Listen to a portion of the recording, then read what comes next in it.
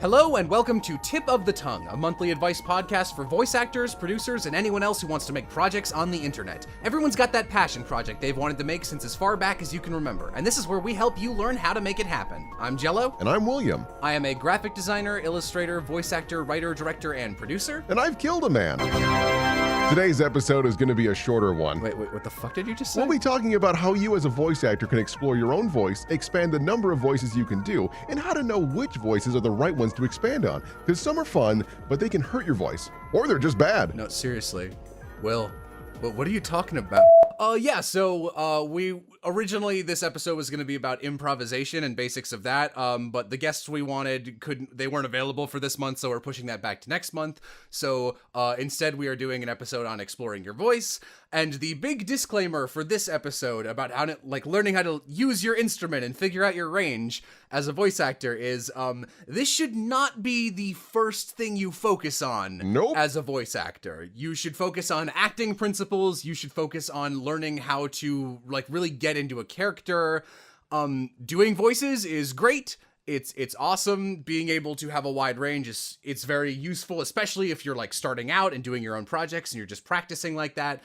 It is not a huge, it's a smaller asset in your arsenal than people think when they're like, I want to be a voice actor. I need to figure out how to do all the voices. And they go into their I have to have a demo reel immediately. Here's my normal voice. Here's a guy from Brooklyn. Hey. Here's some kind of monster man. It's no. No one wants that. No one wants 10 good voices aren't as good as one great voice. Yeah, I mean, that's why we've always said that there's a difference between doing a voice and voice acting. Just because you can do a weird voice doesn't mean it's a good voice. And besides, you most likely won't get picked up for that voice anyways, because a vast majority of the time when you are auditioning for something, you're going to get picked because of your voice and what you can do with it, voice acting wise, not if you can do a silly voice, because that's not useful or needed as often. Yeah. Just think how, it's pretty rare that you get cast in something. It's even rarer you're gonna get cast in something for more than one role. It happens, but Yeah. Not too often. And especially less and less often the more professional of a project you're getting into. Yeah. Because they will generally just find amazing fits for all the roles. Because it doesn't make sense for them to cast you twice for something when you're really good at one thing and okay at another, when they can just get another really good person for that part. It just doesn't make sense in the professional side of things. But all of that aside, it is super cool to have a good range, so that's what we're going to be talking about. And when we say exploring your voice, it's not how... I think we're going to be tackling this mostly from the angle of how to actually really thinking about moving your mouth and using breath support and more technical stuff, because I find when it comes to doing voices and having a wide range of characters you can play, I think that less is usually more. Yeah. It's very easy to change your voice and have two different voices, and a lot of people don't really realize that, and especially when they're starting out. So if I kind of want to do an example from Bakanoa Bridge. There's 3 characters I played. I don't do that series anymore. But I voiced about, I'm going to say 45 different characters in that show. That's amazing. Thanks. If only you had friends to voice the others. I don't know why was that mean. Sorry, please continue. No, it's fine. I'll just... So, did I have 45 voices that were completely different? It's whoa, I'm one guy. Hi there, partner, I'm another. It's right there. That would be, if I heard that on a demo, I'd be like, ew. It's way more powerful to change your voice by changing one little aspect of it. And there's a ton of things, like breathiness, how nasal it is, where it is in your mouth, how much you articulate, because mannerisms are more important than anything else when you're building a voice. Yes. And the example I'm going to use from Bakanoa Bridge is there's 3 characters I voice. Dallas Genowad, Claire Stanfield, and what's the other one? Marza Avaro. And just there you can hear, those are all kind of the same voice. Every single one of them starts out here. It's a slightly bigger, deeper version of my own voice with very little change. But I change all the characters very slightly, so when they're speaking at length, they sound pretty different. They could talk to each other in one scene and it would feel like 2 different characters. So just as an example, this is the starting voice between them. Dallas Genowat, he's the first guy. He's like a shitty punk who beats people up on the street. And he's a little more explosive. He comes out of nowhere and he's like, hey, here I am. And that's kind of how he talks. He's more of like a stereotypical, like, East Coast guy. He's like kind of dirty. I speak a lot. There's a lot of gesturing. Compare that to same exact bass voice right here with Claire. Claire talks same exact bass voice, but he talks much differently. He's got like breathiness, and like he's always about to snap. Like there's just barely a little difference there, but it's actually the same exact voice, but you might not believe it. Anyway, but he also fluctuates between how loud he is, while Dallas is always the same volume. And the third character is Miza, which, as you can hear right now, exact same voice. But Miza talks a little more slowly, and he's more legato. He's got, I don't know how I want to phrase it this way, but he's got more juice in his mouth. It's like he didn't finish his sippy cup. He's still going with it. Pharaoh, get my rubbernecker car. Yeah, the Rubbernecker Mobile. It's just a big car with a giraffe neck coming into the end of it. Very difficult to park, Pharaoh. Like he has a more specific way of speaking. And then just for one more example before I get off this, same exact show, same exact concept. Two characters who this is the hardest voice I have to do I've ever done in my life to sustain, which we'll talk about later. Voices you shouldn't do for a long time and knowing your limits. But Jacuzzi Splot's a really annoying character, sort of, and he's like really scared all the time. Oh, I'm hiring this voice. All right, please hire me. Whoa! And he screams a lot, and he's very difficult to play for a long period of time. There's another character named Greto, and this is literally the same voice, but he has the same mannerisms as Miza, because he's Miza's brother, and because he's calm and he's a different character, and while I'm acting as him, I think he's a different character, you know? So it's very different. It's a completely different delivery. When you compare it to this, like, this guy's always shaking. There's probably some piss dribbling down his leg. Oh, great. That's nice. Will just cuts. It's just like totally silent every time Jacuzzi's talking. Yeah, Jello. Keep going. I'm completely enamored. It's just, he's such a great character. Yeah, and like that, those are just easy examples because that was a very cartoonish series. But like you can kind of hear what I'm talking about with like you take a voice, and Jacuzzi is a huge example, but like the difference between say Miza and Dallas is actually not very much. But like you can really change your voice just by adding like a little bit of nasaliness, and if you change the way they articulate, this becomes a completely different character than how I would talk normally, even though not that much is actually changing. Other ways you can sort of flavor a voice you're doing, there's breathiness, so that's just, I guess just, I don't have any exact definitions for these terms, but like, and Will, if you think of anything, please interrupt me. Just breathiness is more sort of, it doesn't mean you're not articulate, but like, it's a little slower usually. And more casual. It's more casual. I'm trying to think of breathy voices I do more often, but there's actually not a ton. It's not really my character type. It all comes down to speaking mannerisms, but there's a bunch of different ones. And like, feel free whenever you're like in a booth or if you have an hour to yourself, this is the type of stuff you should be playing with, because this is how you find new voices. And sometimes you can like combine voices, figure out halfway points between them. That's a really good way to do it.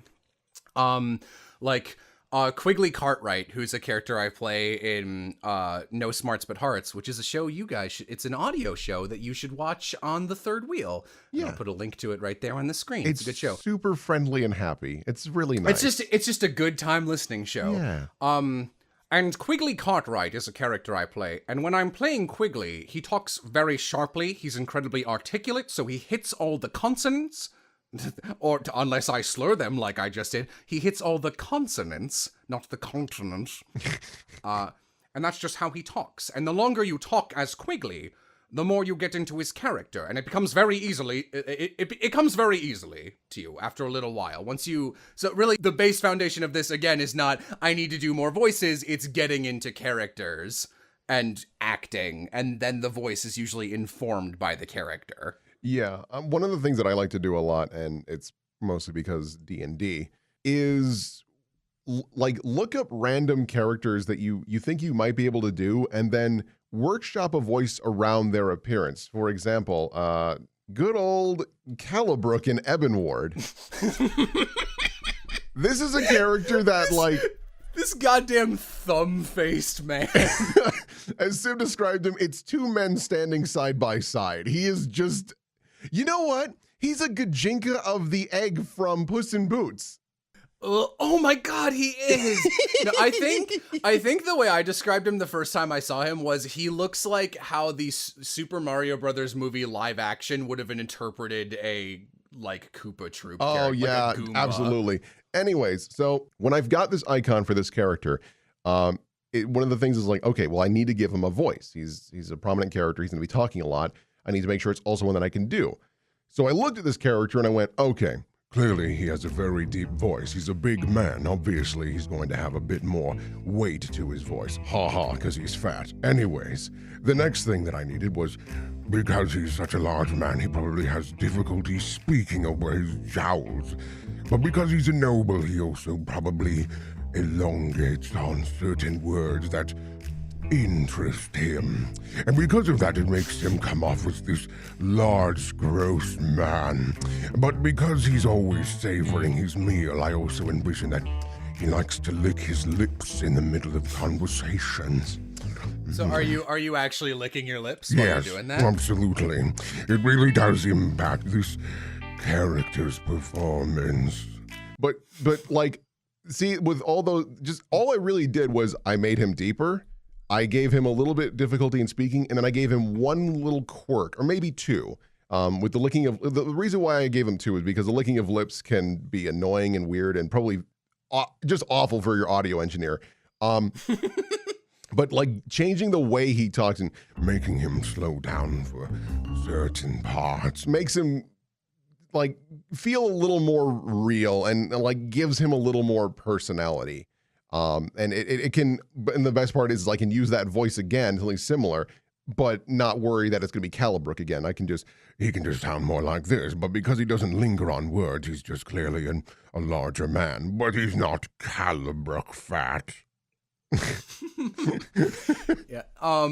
So that made like a lot of the questions we got for this episode, which most of which we're just gonna attempt to remember and work into the episode instead of having our usual Q&A. This is gonna be a shorter one. Yes. Most of the questions we got were like, how do you discover new voices? So if there's a voice you like, maybe try and think of like reverse engineer what Will just did and listen to it. It's like, all right, I know what this actor usually sounds like, or it might also be a good idea to grab a bunch of different roles by the same actor and hear how they're changing their voice. Yeah. If you listen like, all right, well, their voice, like they got a little breathiness, they're a little nasal. If I like remove that, what would that sound like? Can I do that with my voice? And then you try it, and then you see what you can and can't do, what you're better at.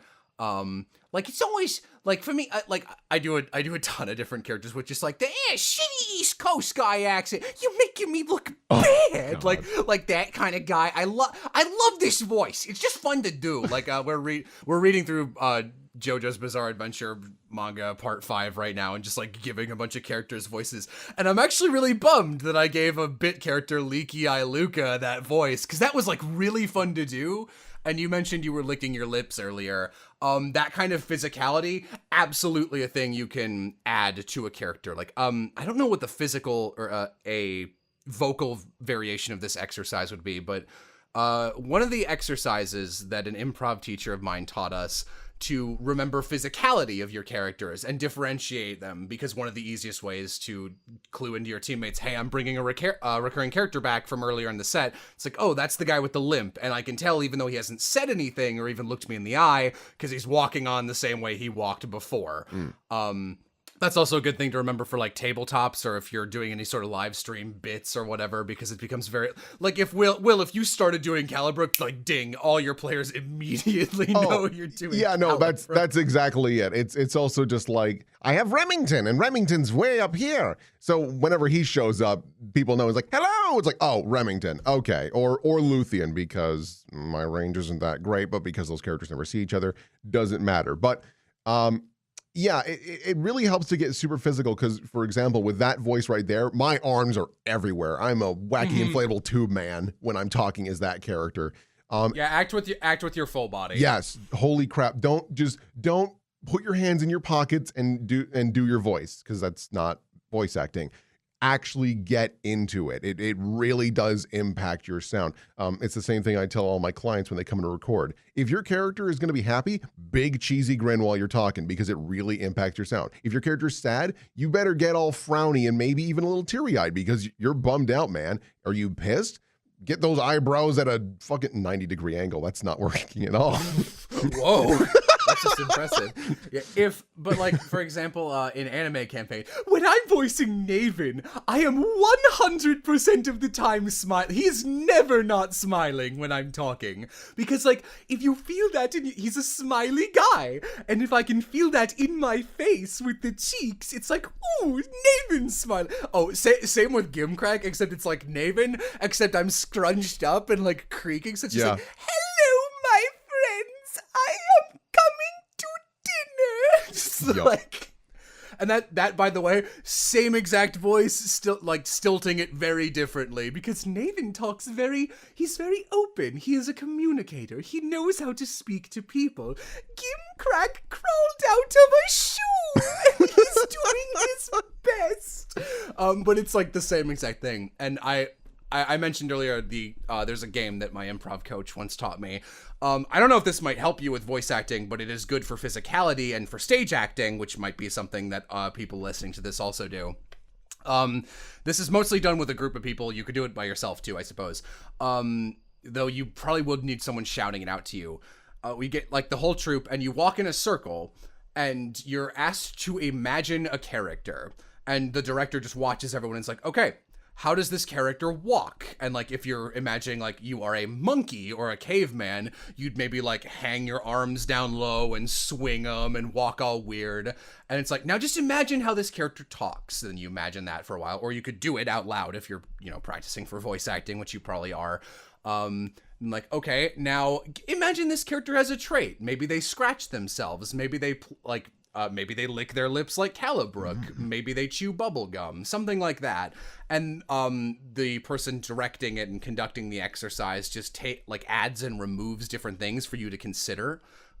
So that's a good way to. That's basically what this exercise is, with like add the nasal, add the change the way they talk, maybe up the pitch. That's a thing people do a lot when it's like do a voice that like the first thing there it's like, oh well, this like I already did like a low voice or a high voice, or the thing that I just every time I hear it I'm like, oh, can you not do that, is the like classic abridged series creator doing a quote girl voice where it's just like, I talk up here because I'm a girl. Looks at Hamtaro abridged. Well, see, then it was a joke because we clearly had female VAs on the staff. You just didn't get it. It was ironic. When I do something terrible, it's a joke. Don't criticize me. But like that is not how you do a female voice, and like that's another big thing. I guess we can move on to talking about that, is doing voices outside your gender. Whenever, like, and I'm not exempt from this. Like, when I was younger, this is exactly what I do. It's like, I can't do girl voices because, like, I have, like, one girl-ish voice, and I'm not actually at 100% today, so I probably can't do it, but it's on my demo reel, the, hey, MTV, this is my crib. Like, I can't even get that high right now. Yeah. Like, aw, like, this is almost a girl voice, and it's, like, not, because it's clearly me doing, like, so if you are a guy, you will very rarely, if ever, ever, ever get hired to voice someone that isn't a dude. Xbox Live lobby explodes. Is that a girl? Oh. Same thing for female VAs doing like I'm doing a boy character now. He's deep. Football steak. Like, that's not. Nailed it. That's not what. Am I a boy yet? That's not how it's done. The biggest thing to remember, and this is for just like doing read-throughs. I should say, disclaimer. This is for doing read-throughs. This is for tabletop. This is not something you'll be cast for. Yeah. But if you're worried, like if you're running a tabletop game, or if it's just like, I can't do girl voices while we're reading, it'll be silly. Don't do that, because you are an actor. Your job is to play things you are not. It's like, and gender is a super easy thing to ignore, to be honest. Yeah. Like Jello said, this is not something you throw in your demo reel. This is not The only thing that you might be able to do is a gal to voice like a young boy. You might be able to like that. That's most likely, but no, I would not put all your eggs in one basket and be like, well, I'm gonna voice this gender now. It's like that's not how it works. Unfortunately. Yeah, no, it is not. I do know some people who like genuinely can do, like, guys who can do a voice I could not tell was male. But like, unless you are sure, and I mean 100% sure, then like don't even consider throwing that towards an agent. That's stupid. But like, it's something we do a lot of tabletop stuff, and that's something you always hear is like, I don't want to do a girl voice because like it sounds weird. And like, I was there too for early anime campaign stuff. Like Molly and Millie were the exact same voice, and both of them, and so is Mara. All of my female characters have names starting with M's. But like, it was just like, hey, this is a girl voice. I'm a girl right now. Look how girl I am. Like, that's not quite right. It's just, you're just playing a character. And if it helps, just ignore the fact they're a girl and focus on their mannerisms. So, my favorite female character to play is, Phoenica Felicity, who shows up in some third wheel streams and also, on the Loading Cruise channel. I guest starred on their Pokemon thing right now. That's coming out right now, I'm pretty sure. But like, when I'm playing Phoenica, I really, really like playing Phoenica. She's so excited and she's so dumb and it's just so fun. And I don't know, it's just like any time you're acting, you should forget that you're you and really get into being this other person. So when I listen back and when I'm responding to other characters, I am not like Jello or Brendan or whoever. I am being Phoenica. And like, you don't even think that you're a girl because you just are a girl. You've always been one. And even though if you were just listening to a demo and you heard that voice, clearly I'm a dude. like that would not fool anyone. I just envisioned like a bearded man in a little like a dirty Bo Peep outfit at a gas station. Hello. Can I get a filler up, please? What the fuck? But like when I'm listening back, because I myself am convinced that I am playing a girl and there's nothing weird about that, there's like parts in Anime Campaign Part 6 where it's just like, Phoenica's talking back and forth with some other characters, and Mara's also there, and she's being really condescending. And Indus is being dumb and big, and there's some back and forths where it's like, Phoenica, how are you doing? Oh, I'm doing fine. Thank you very much for asking, Indus. And watching it back, I actually am at a point where I don't register anymore that that's me immediately as all those different characters, because some of them are just sincerely being presented as female while others are not. And that's really the big thing, is like being sincere about it and not being like, ooh, here comes my girl voice, haha. The big thing that differentiates them is their mannerisms. That is the biggest reason, like even early on in Anime Campaign when you were still trying to find their exact sound, I could tell who was talking because you made sure that each of them had their quirks when they were talking. Mara is much more subdued. She can be a little snarky, and it's a little slower in her delivery. Unless she gets annoyed, then she'll bump up the pace, but not a lot. Phoenica is very bubbly, energetic. And then Molly, while is very similar to Mara, she still has a little bit more breathiness to her sound. Molly has a good example of a difference. By the way, Molly is like super a voice I would never want to do in a production that I would need to record for a long time. She's a hard voice. Anime Campaign 6-1 and 2. She's barely there. Like, I literally forget she's there a few times. It's like, oops, I forgot my turn. Haha, I'm shitty. But like, Molly's voice has like a little bit of cracking in it. And she's like really, really quiet. So, and she's also really she's really disillusioned and desensitized to absolutely everything. I like the only level of thing that can get her dander in a gander is like, oh my God, my friend just got shot. And like, that's as loud as she gets. Yeah. And with the whole like doing voices for gender thing, in the campaigns that I run, I have female characters. As you might have noticed by my voice, that doesn't work out super good as you might imagine. But all I have to do is make sure that my voice gives it some sort of different impression. For example, that's the voice I try to use for the Duchess, who is a prominent character in part of the campaign. Obviously, it's not female, but because I make sure that she's a little more snarky and sassy with the way she talks, and she's a bit more breathy, you can convey that this is a new character talking, And if you saw her icon, you'd go, okay, yeah, I see what we're going for here. And the other big thing is that I think a couple of our tabletop GMs had this problem where they would avoid having characters of the opposite gender in their campaigns because they're like, well, I can't do it. Ignore it. Throw it out the window. Nobody cares. Matter. They're here to enjoy your story. So just go for it. And you're going to have a lot of fun. You're going to have a lot of fun. That's a point I want to emphasize a little bit. I can't believe I've had this written down since before we started this show. But that doc is really huge, so It's not surprising I forgot about it. But a really big point I want to emphasize when it's like, how do I overcome my nervousness? And we always say, like, just do it. You wuss. Push into a pool. But like, God, the jocks are mean at Voice Acting Academy. Yeah.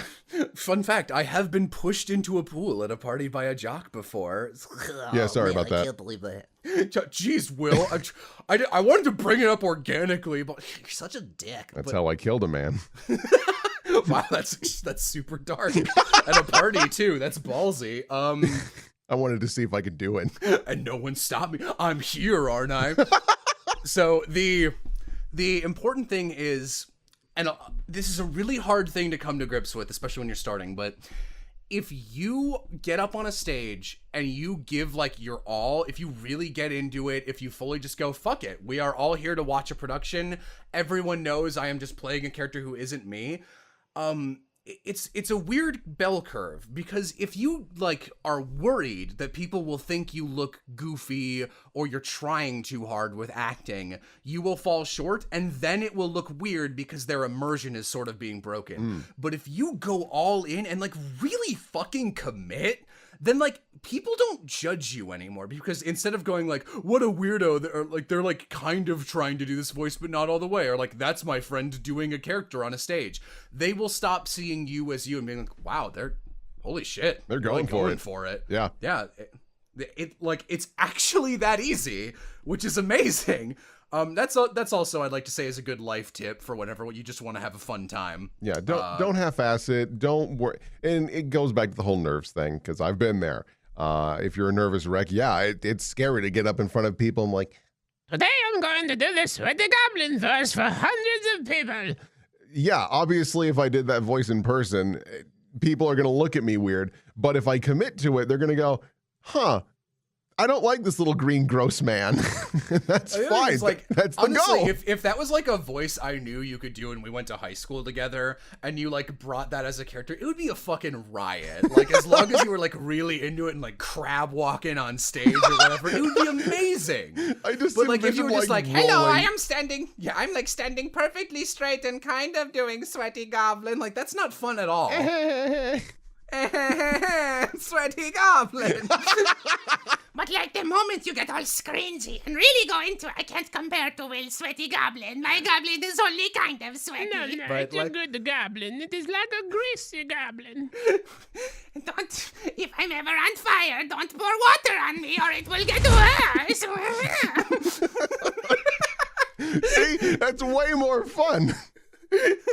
Because we're like, let go of your inhibitions when you're doing a new voice, especially if you're practicing on your own. Yeah, holy crap. Yeah, don't even think about it. And it can be really hard to take that first step, especially I'm mostly pulling from memories of stage acting. If it's just like, I just got this script, I don't know this character yet, but like, once you think you have a good grip on them, really go for it. And I don't mean like a good grip like I'm practiced with their voice and everything, but like, once you think you got an idea of who they are. Whoa, that was weird. I had like a hiccup inhale because I had no more breath. Oh, I thought you were just surprised by your own wisdom. Just, I'm so smart. Wow. Wow, I am great. Once you have an idea of who it is, if you like go too far, like if you commit and you're like committing in a wrong direction, that's what directors are for. Yep. They'll be like, that's like, okay, that's not bad, but that's not really what I was picturing. Try it more like this. And then you can commit in that direction. Yep.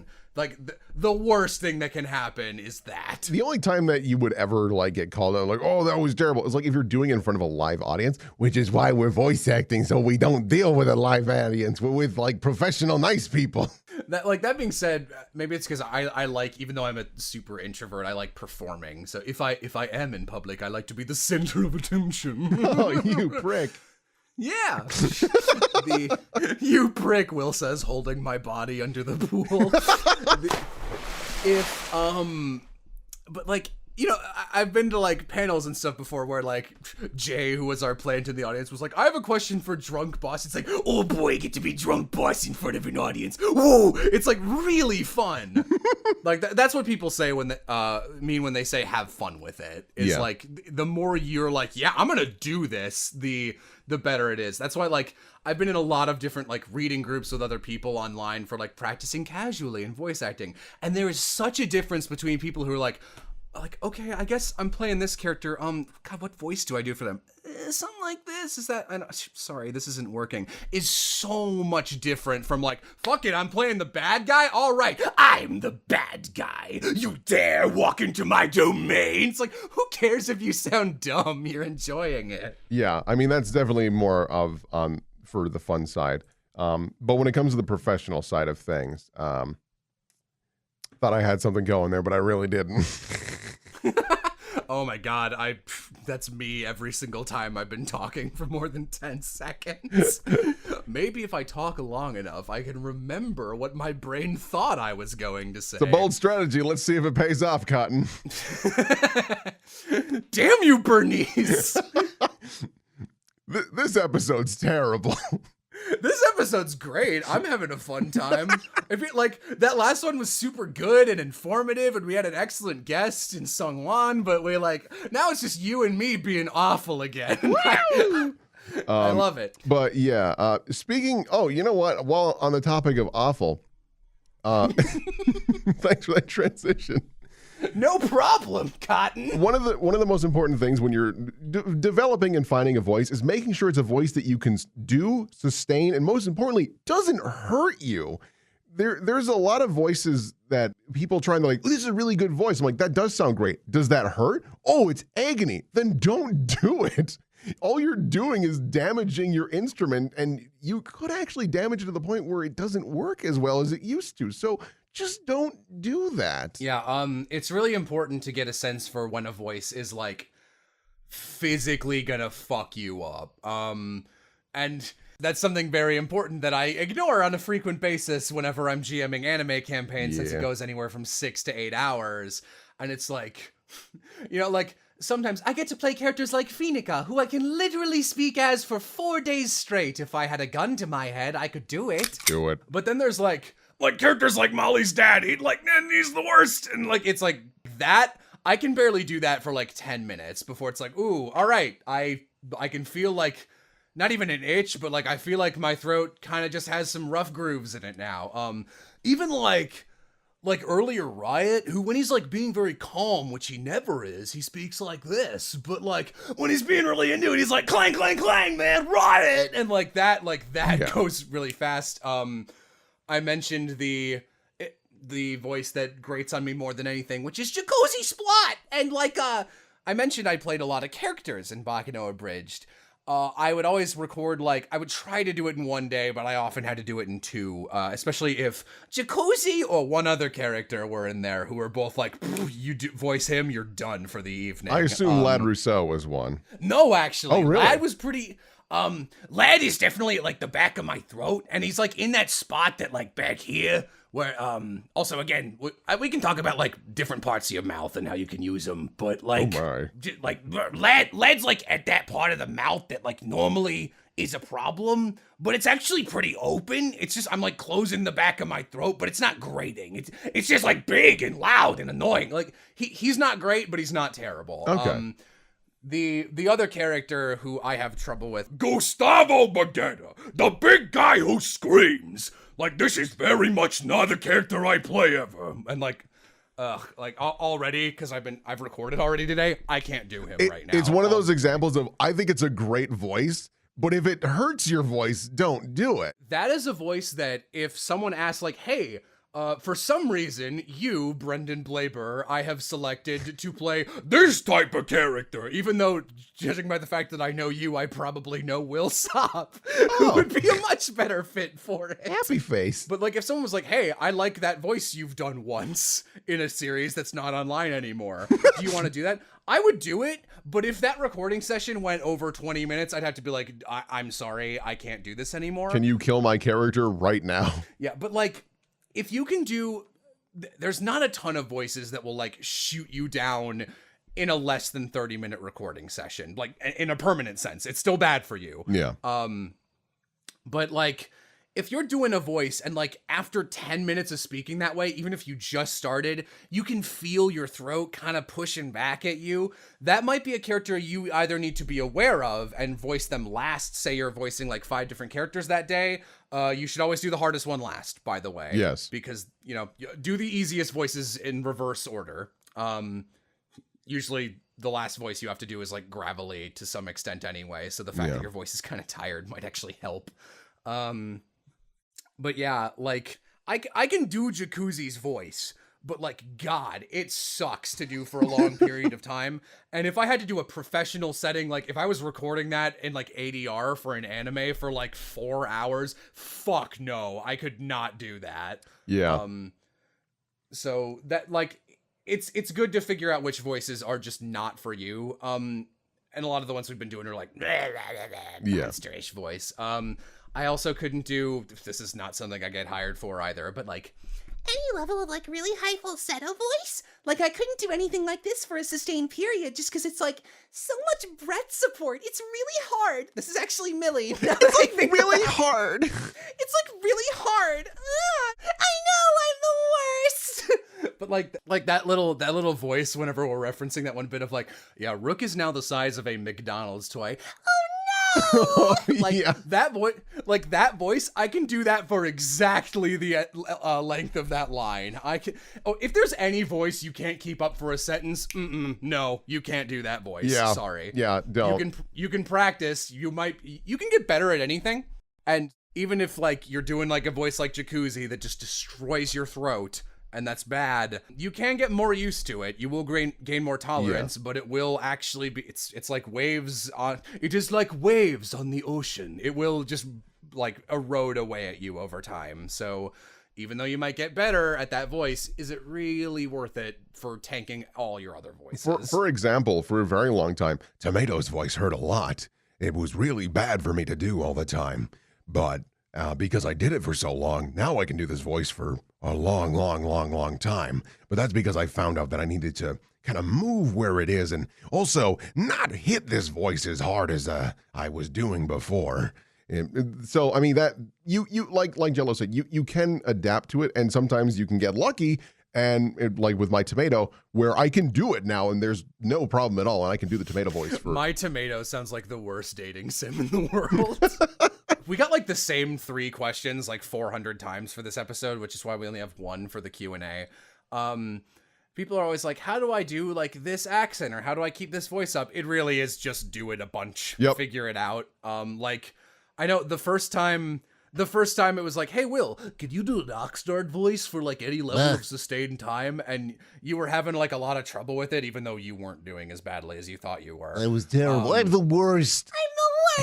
But but after that, like the second time we did it, it was like, oh boy, here comes Oxnard ready to fuck everything up. And you pretty much did it like even faster than before.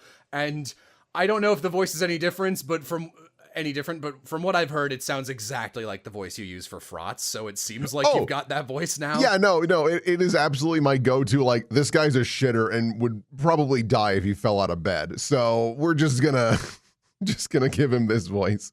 That voice, which is the Oxnard Frotz voice, it does not hurt me at all, but it was one that I had a little bit of trouble, like, getting the consistency I needed. I could do full sentences, but every once in a while I would lose the momentum and go, shit, okay. Okay, we're back in the Frotz now.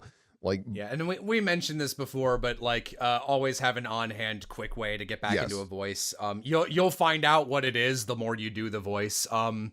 Like we did a bunch of examples, but Pitt, which is still who I voice for Zelda Universe's Hades Misguidance series, he's like a higher voice. He's pretty difficult for me. The ones that I like, the lines that I use for getting into his voice are, I don't know about that Liggity Palutena, and it's Donkey Kong. Because those are 2 things he says a couple times. right, yeah. Yeah, but like that's like a hard. So the unedited version of my lines that I'll send in, because you know I edit these out. Yeah. It's just like line number 1, line number 1, line number 1, line number. It's Donkey Kong, line number 1. Like just doing that over and over again. That's sometimes what you got to do. Yeah. Yeah, it's not that big of a deal. Just make sure it's a shorter phrase. I guess walk me through what you do to your mouth to get Pitt's voice. Is there anything that you do in particular? Because that's a big thing, is like finding different parts of your mouth and how they can create a new character. Yeah, so different parts of your mouth is super important. I don't know the names for a lot of these, and I may or may not have time to like put a diagram on screen to make it more obvious. But the only part of the mouth whose name I know is the which mouth. is weird given how is the mouth. Is the tip of the tongue. Oh! Good night, everybody. Toodles. That's mine. Murdering sounds. Just like bloody stabbing sounds over like a plucky game show outro. Toodles. So with Pitt's voice, so, you know, when you're speaking normally, you don't think about it. But like really, if you want to explore this, really think about what's happening in your mouth. So let's find out what happens with Pitt's voice. And I haven't rehearsed this, so it's going to be rough. Sorry. Whoops. So with Pitt's voice, I kind of, pinch is too strong a word, but obviously I pitch up my voice so it's like up here, but this is still too deep. Like it has like a roundness that is in my normal voice, but this isn't in Pitt's voice at all. This is just me pitching down my own, or pitching up my own voice, sorry. So then I kind of tense the back of my throat, and that makes it easier to actually push the air out in a way that sounds like this. I'm also like, I'm very, wow, I was about to phrase that badly. I was going to say I'm very erect when I do this voice. What I mean is Come my torso on. is very, I'm sorry. But like I was thinking like a statue or like a meerkat popping out of the brush. I'm very like I'm standing with my chest out because it's like, yes, I am here and I'm ready to be a shitty little soldier. And again, it's the physicality. It's also the mouth. I don't know, like, can you name a random anime campaign character who I'm a little more comfortable doing? So I probably Indus. All right, Indus is okay. Indus is actually barely changing anything in my mouth. Well, Indus is very much at the back of my throat, and he's all of my oxygen at once. He also talks very quickly, Lady Mara, and he has that same like kind of talking pattern. So like I could talk like myself like Indus, but it doesn't really sound like him very much. But when I talk like this and end things with emphasis, it becomes Indus. Yeah, like a cheesy hero. Yeah, he's very much like if they like dubbed My Hero Academia on a budget of $6 and I was playing All Might. Yeah. Who will save them? I won't. Oh my God, it's all right. He's all right. He's like fine. Yeah, I mean, like I've seen better. Yeah. Like it's as easy as that. Can I try and do the same for you? Oh for God, a random yeah, voice? sure. Okay. I don't know as many Ebon word character. You know, give me Sweaty Goblin. What happens in your mouth when you sweat? Yeah, okay, I gotta like figure this out with my head. So for sure, I definitely pinch up the back of my voice. There's a lot of pinching. I'm going to raise the pitch of my voice a lot. And the other thing that I like to do with Sweaty Goblin is he's super inconsistent with his fluctuation and pace of his sentence. You see how it's all over the place because he can't decide how he wants to talk. but that's half the magic and half the fun of it. Yeah, it's very weird hearing him talk like an open college professor with no problems whatsoever, because normally he is talking like this. Oh, man. it's just terrible. It's super great, yeah, because a lot of the time the other thing that I like to do with Sweaty Goblin is that he kind of mumbles a bit when he gets near the end of sentences that he thinks are too long and boring. But then when it's something he really likes, he likes to elongate on the words. It's like, as you can see, there's like a million different things that you could, like, there's so many different little things you can tweak in the settings of your mouth and also your breath and your body. I'm trying to think, like, are there any characters who you know who is a character I actually, like, don't want all the breath possible for, and I kind of get in a shittier position, is any shittier character, a la, I mentioned Gimcrack, I'm just like, I'm very bored. Whenever I do crack. I imagine your hands in a closed clapping position. Now fold in the fingers so the knuckles are together, and now wiggle the knuckles back and forth on each other. And then I put that right underneath my chin, like I'm doing like a yes, come here, my child. Some Gendo. But yeah, but like no, not like there. It's like I'm doing the Gendo thing, but I have no fingers, just knuckles at the very base. So my arms are bunched into my chest. I'm hunched over. I'm just like, hello, my friends, because that's what he's like. He's very small. Just imagine like your body was squished into a tiny cabinet under some stairs, and like that's the physicality. But like there's a million different things like that you can do.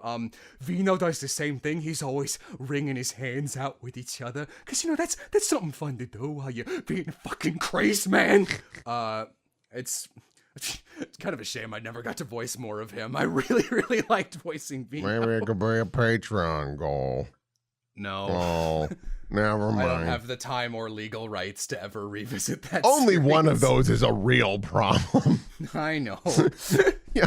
So just very quickly, because it's very hard without any like visual accompaniment. Because like I'm not a mouth science man. I don't know all the rules, but like There are lots and stuff in there. It's anarchy. Just ask Osmosis Jones. There's like there's the dangle part. There's the other part. There's the white hard parts. The teeth. No.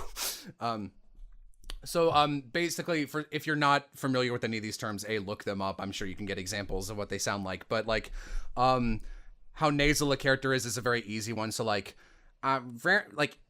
it's very easy to make someone nasal. You kind of just like pinch your nose and talk just talk. Imagine the air, instead of traveling straight forward through your mouth, is kind of curving up in a bell over your soft palate, which is the part of your mouth that if you put your finger in your mouth and like press up, there's like, if you press up, there's like a hard part, which is the hard palate, and then near the back there's a soft part, and that's the soft palate.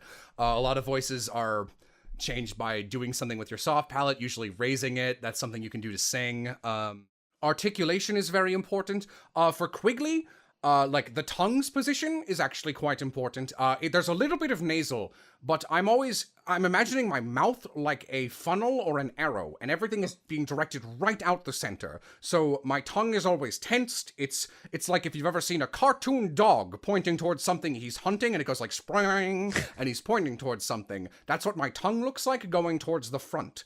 And the teeth are kind of tensed just a little bit.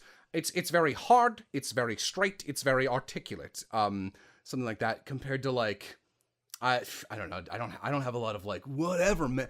I guess like Devin is the exact opposite. He's super legato. A lot of, I say Devin like this is a character anyone knows. Devin.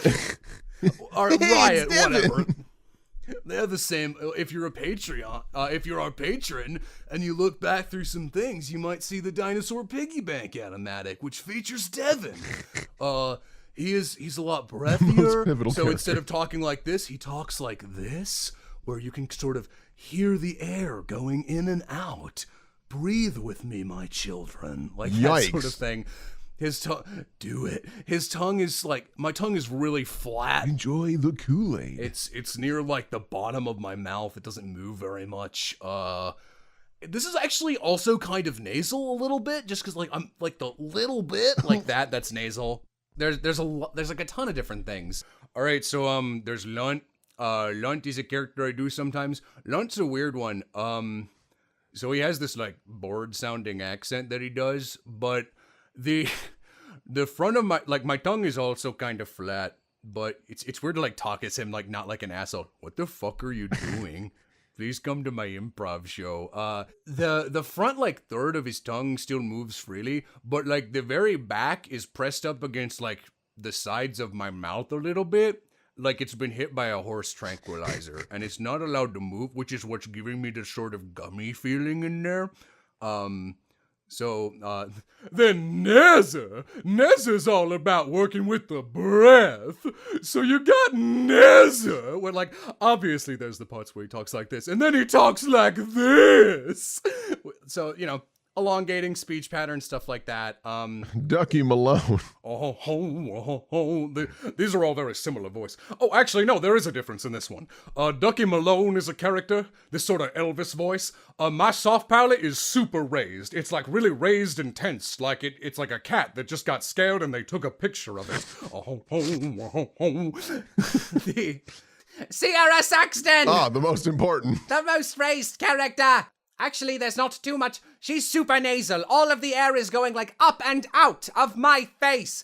There's also a very, very, very slight accent. Like just barely detectable as British, even though she's Australian.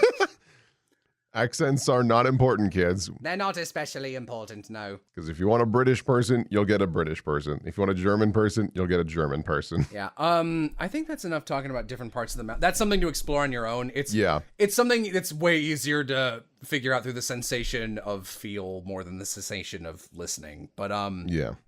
And the last thing we're going to talk about before we thank our patrons is we have one question, which is we touched on this a little. Yeah. I've been told numerous times that the best way to improve on voice work is doing it through, quote, the gut. Can you explain that?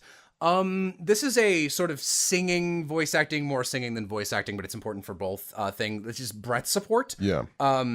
We mentioned, like, you got to stand up straight, or like even right now, I have a bad habit of this, which is super bad for my knees, but I'm kneeling so that I have the breath support.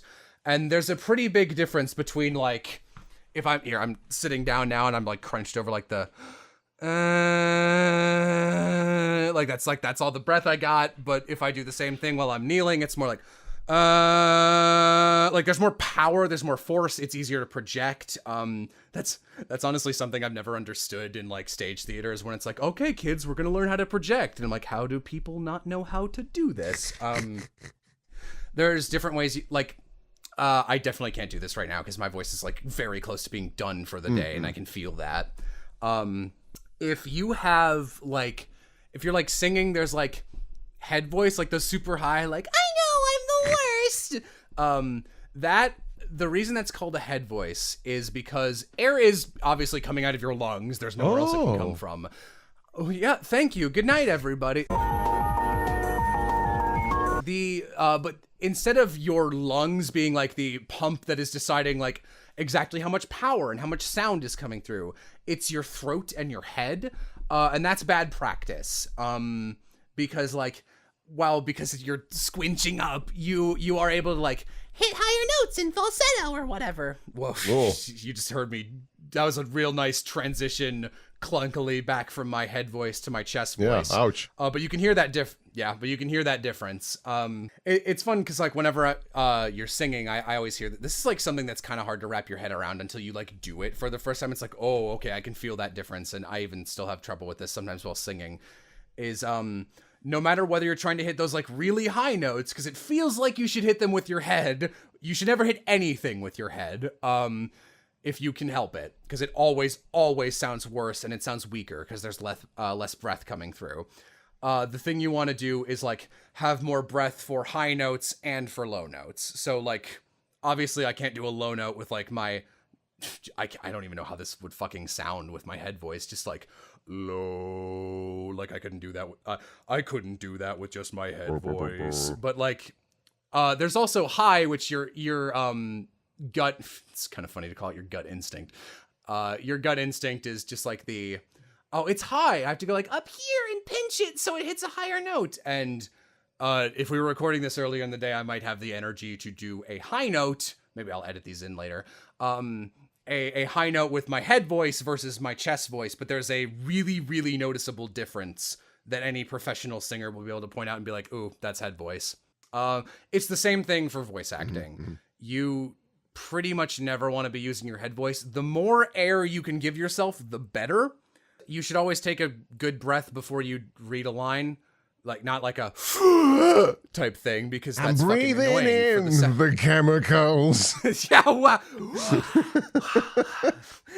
Like that's the type of thing you and your sound editor don't want to goddamn deal with. So cutting that out. So you want to watch that. But like a good like Now I have enough air to do a very long sustained line without breathing or breaking anywhere in the middle of it, and I actually have a very, very small lung capacity, but even me, with this low amount of lung capacity, I'm saying this all in one breath, and it doesn't sound forced, but as it gets to the end, you can hear I'm getting kind of forced there, and now it sounds bad, and then I have to take a breath. Yeah. And if you go in with half a breath, or you don't take a breath, which I do admittedly more often than I'd like to admit, it just starts like you're talking like this, and oops, I started too early, so now I'm kind of forcing it even already, and I'm squinching up, and it's bad very quick.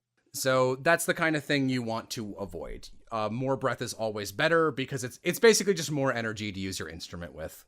Yeah. Plain and simple. There you go. All right, so I think that's everything. This was a shorter episode. You're welcome. You're welcome.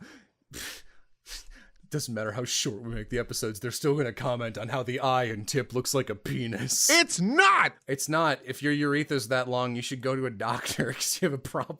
Unbelievable. Anyways. All right, and on that clean, family-friendly note, we'd like to thank our patrons that allow us to do this very professional podcast with their money. When you phrase it like that. No, is it like seriously? Seriously though, We've thank you conned guys them so all. much. Well, I'm trying to pull out of my nosedive, Will, and you're just pushing me back down. Back in the water you go. Thank you guys so much. We really couldn't do the show without you, and if the will prevent me from dying, I'll be able to read. All of your names. So thank you so much to our top 10 patrons, especially this month. Nick, The Squirrel Queen. Red Brol, Smake. that guy, ECC. Ewan Reed, Nubby. Gary Correa. And our top donor, Bakari Hill. Thank you so much. If you have any questions or you just want us to like cover a topic that we haven't yet, just message us on Twitter at Welcome to Tweet, on Tumblr at yellowapocalypse.tumblr.com, on our Patreon page, or most preferably, honestly, just down below there in the YouTube comments. I always leave a pinned comment that's like, hey, next month we're talking about this. That's the one I check before each episode, so if you have a question, that is the place to put it. Yeah, so if you have any questions, check us out on those social medias, etc., etc. Thank you guys again so much for listening and so much for all your support. And I think we can sign off. Toodles.